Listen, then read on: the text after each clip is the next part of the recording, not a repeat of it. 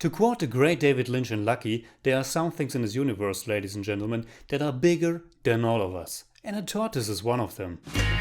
Been very good today, so you get one of these. What do I do with this? Stick it up my ass? How about you just suck it?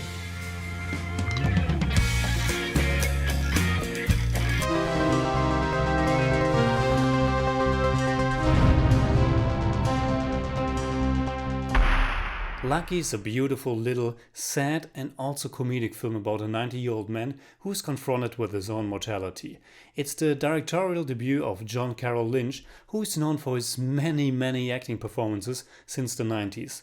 And it's also the last movie with the legendary Harry Dean Stanton, whose contributions to the world of cinema cover more than 70 years of acting. Stanton, who is credited for almost 200 different roles, was one of those cult actors, showing up in many obscure roles, and his only other leading role apart from Lucky was at the age of 58 in Wim Wenders' Paris, Texas. For my growing up with movies, it were his appearances in films like Alien, Wild at Heart, and The Green Mile that made me fall in love with his striking face and unique aura.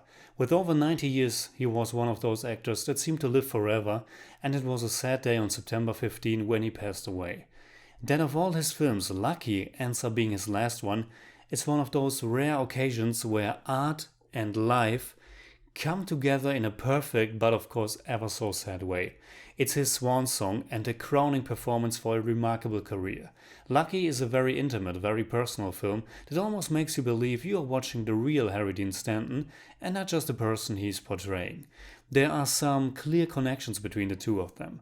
Both have never married, both have served in the Navy during World War II, and it's even true that Stanton, like his alter ego Lucky, was a cook during that time. And neither Stanton nor Lucky were particularly fond of religion.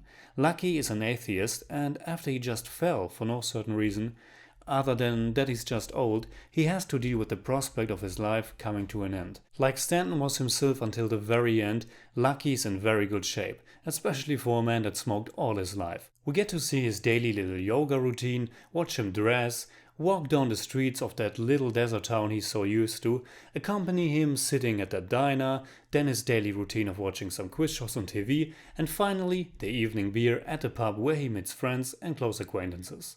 You won't find action or big excitement in Lucky, but what you get is a look at life and death and how we all have to deal with our own mortality at some time in our future or present. Knowing that Stanton passed away after the movie makes it even sadder and more melancholic. But Lucky has also a lot of humor that spawns from the many different interactions that old man has during his day.